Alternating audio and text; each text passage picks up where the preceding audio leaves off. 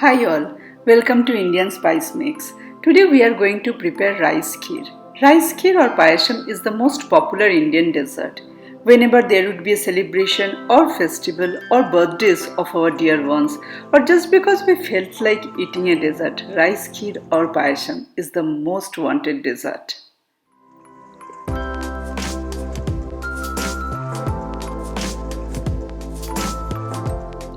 For preparing rice kheer, we need any small grain variety of rice. Here I am using GOVINDOBHOG rice, but if you don't have GOVINDOBHOG rice, you can use Jeera Samba rice or bullet rice. We will be soaking the rice for 30 minutes. So the starch from new rice plays an important role in the creaminess of the kheer.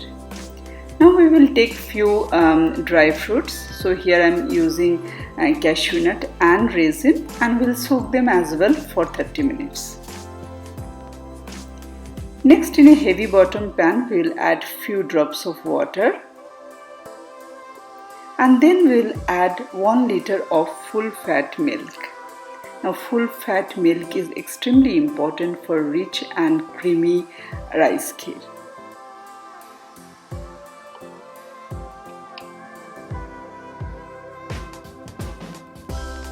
We'll now add a washed bay leaf. The secret of creamy kheer is that we patiently allow to melt the starch from rice to bind with the fat from milk, and then it is just divine. We will keep on stirring and scraping the bottom and the side of the pan, and will reduce the quantity of the milk.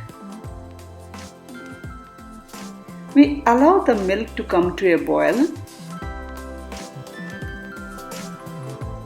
and then we'll add the rice. So here I am using 2.5 teaspoons of rice for 1 liter of milk. And we need to remember that the secret of creamy rice kheer is that we need to use very less amount of rice and lots of milk. So 2.5 tablespoons of rice should be perfect for 1 liter of milk. But if you add more rice, then there is a chance that the milk will be thickened but rice will be still not soft.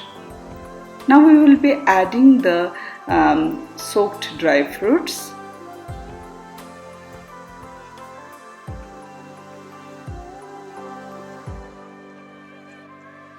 And we'll stir everything together.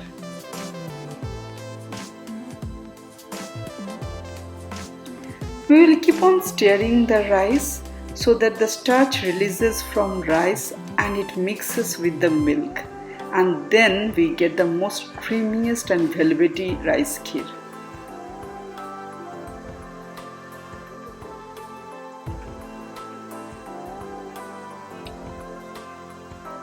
Now we will add sugar.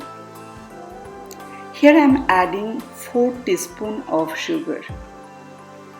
You might be thinking it is quite less, but trust me, one another secret of creamy rice kheer is that we need to use less sugar, little bit less sugar.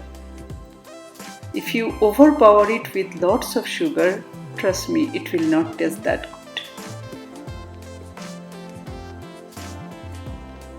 Once again, we will continuously scraping the side of the pan.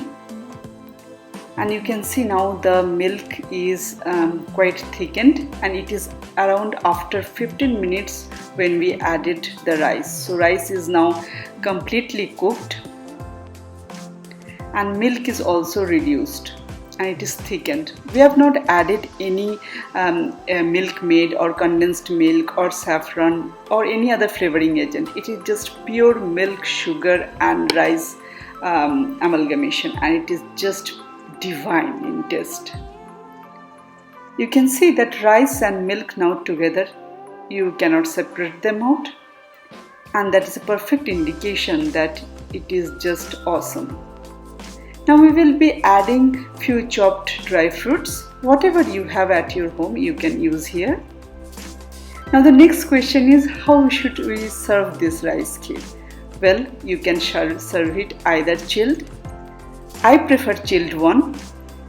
So I keep it around 4 to 5 hours outside or in refrigerator, and then we serve it. Otherwise, I have seen people straight away take it from hot pan and they relish it. So either ways, it is just perfect.